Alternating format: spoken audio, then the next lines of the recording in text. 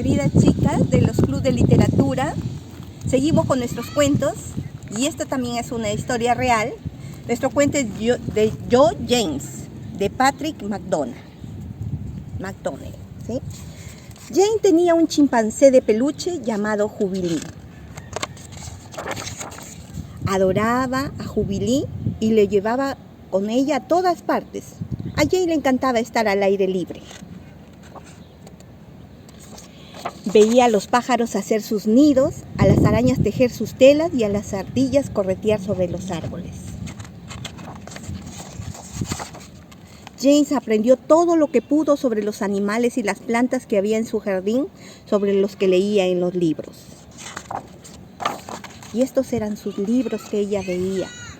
Un día quiso averiguar de dónde venían los huevos, así que se fue al gallinero de su abuela con Jubilee. Y ahí escondidos esperaron y se quedaron quietos hasta que observaron el milagro.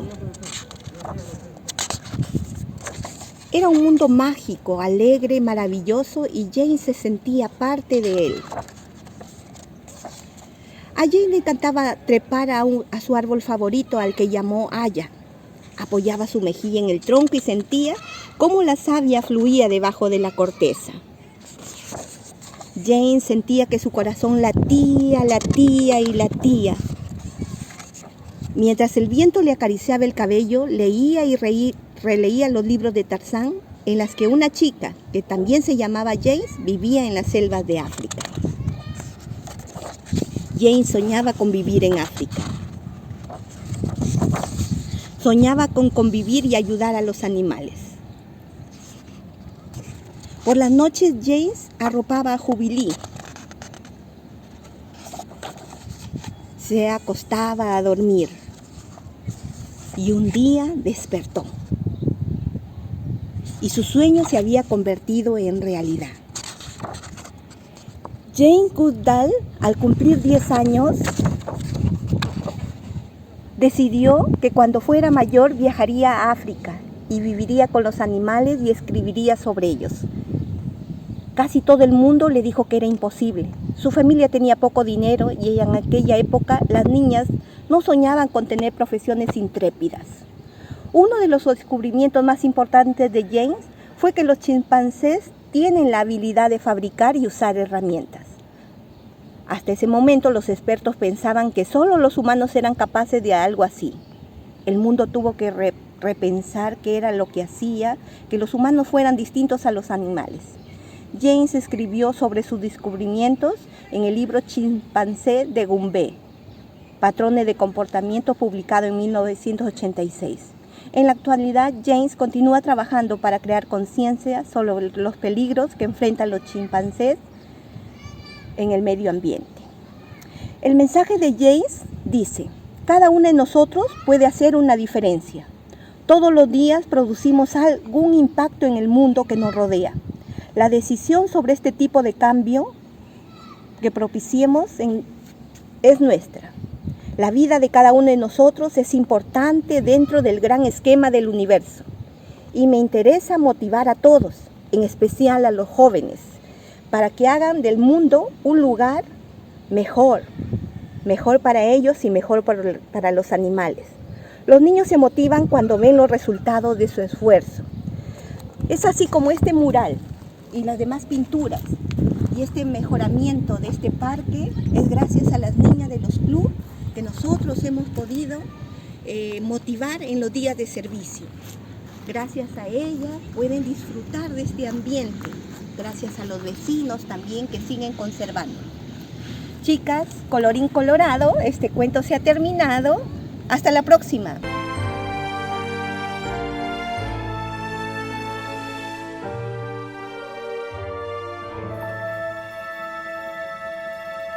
Chabuca Granda.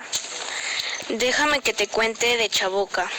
Cuando era joven cantó en la radio, que en ese tiempo se transmitía en vivo, y donde ella misma tenía un programa. Entonaba melodías populares que la gente quería oír. Le gustaban mucho los ritmos peruanos, el tondero, los valses criollos y la música afroperuana. hasta que un día Chabuca supo que quería componer. Quería expresar su amor a Lima antigua, de la que tanto le había hablado su padre, con grandes casonas y jardines, de veredas alegres y viejos puentes, ríos y alamedas. Se hizo conocida en todo el mundo cuando un grupo llamado Los Chamas grabó una canción suya, La Flor de la Canela, inspirada en una hermosa mujer afroperuana, que luego fue interpretada innumerables veces por artistas de todo el mundo. Un día, una enfermedad de la garganta amenazó con terminar su carrera. Para salvar sus cuerdas vocales, Chabuca debió someterse a una operación que cambió el tono de su voz, volviéndola más grave. Esa nueva voz, sin embargo, que la obligaba a cantar de manera cadenciosa, siempre acompañada de guitarra y a veces con cajón, se volvió su sello personal. Continuó componiendo canciones y poesías hechas música, evocando la memoria de Lima y sus tradiciones. Cuando Chabuca dejó de existir, Lima quedó triste y sin voz, pero nos dejó más de 100 composiciones que dejaron una profunda huella en nuestra música. Y su legado sigue vivo en la voz de quienes perfuman el recuerdo de sus canciones. Escrito por Daniela Ramírez. Había una vez una niña a la que le gustaba la música. Se llamaba Susana y venía de una familia de instrumentistas, cantantes y bailarines. Con frecuencia hacían alegres fiestas para ella. Los ritmos afroperuanos eran su vida, los llevaban en memoria, en la sangre. Yo también quiero ser cantante, dijo un día Susana, pero tienes que estudiar algo más, le contestaron. Entonces Susana estudió para ser educadora, pero la música era tan importante para ella que sobre todo quiso saber cómo utilizarla para formar a niños y a niñas. Y más que eso, desde muy temprano se dedicó a investigar el riquísimo folclore peruano, conocido los ritmos costeños, llegó a los serranos y se dio cuenta de que estaban estrechamente unidos como un solo camino que subiera y bajara desde el mar hacia las montañas. Y tanto como investigaba, cantaba. Y cuando lo hacía, su timbre melodioso parecía ideal para interpretar ciertos géneros como el tondero y el andó. Era como si en la suave tesitura de voz hubiera recuperado el rumor del mar frente al que vivía. Un día Susana pensó, el Perú es realmente un país de poetas. Con la ayuda de músicos llevó al canto los poemas de César Vallejo, Mario Florián, Alejandro Romualdo, Arturo Corzuera y Carlos Oquendo de Atmat. Como una juglaresa moderna volvió a unir poesías y melodías en que una sola expresión, siendo mujer y afrodescendencia. Susana ha tenido que luchar continuamente para conquistar un espacio propio. Con el tiempo ha recibido múltiples reconocimientos y ha viajado por el mundo entero llevando nuestra música. Ha sido ministra de Cultura y ha recibido 2 veces el premio Latin Grammy. Cuando era niña, un día su madre le dijo, aunque seas pequeño, lo que te suceda, siempre celébralo. Su luminosa trayectoria merece por completo esa celebración. El 19 de noviembre del 2020 ganó un Grammy por su disco a capela, escrito y cantado por ella en el coronavirus, escrito por Mariela Dreyfus. María Elena era adolescente cuando pisó por primera vez el inmenso Arenal. Su familia no tenía dinero y la había desalojado de la vieja casa de Barranco donde vivía. Ahora tenía que trasladarse al lugar más pobre, en el sitio más lejano, en la zona más olvidada de la ciudad de El Salvador. Al principio el cambio fue duro. Para llegar al colegio debía subirse en un viejo ómnibus de latas que atravesaba casi todo Lima, y cuando soplaba el viento era imposible evitar que la casa se llenara de polvo. Pero luego María Elena comenzó a amar más y más a su Arenal, y sobre todas las personas que, como ella, vivía en ese Arenal y luchaban por salir adelante. Empezó por enseñarles a leer a quienes aún no sabían hacerlo, y fue solo en el comienzo. Conforme transcurrieron los años, el valiente corazón de María Elena se sintió cada vez más comprometido en el bienestar de la gente.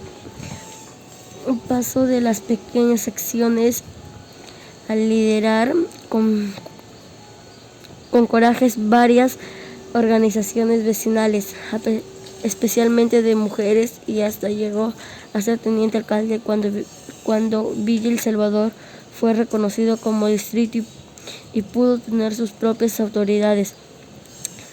Todo hacía pensar que nada la detendría, nada respecto a la bala que le disparó una militante de Sendero Luminoso. María Elena nunca había bajado la cabeza ante las amenazas de ese grupo terrorista. Tampoco había permitido que se apropien de su arenal. Cuando Sendero decía hay paro armado y prohíba a la gente que salieran de sus casas, ella convenció a los vecinos de marchas por la paz. Por eso de un balazo la callaron. Por eso después dinamitaron su cuerpo. Querían desaparecerla. No imaginaron que los desaparecidos de su corazón, regados por todo el arenal, se convertirían en semillas de valor para germinar, que germinaron eternamente. Escrito por Ana Núñez.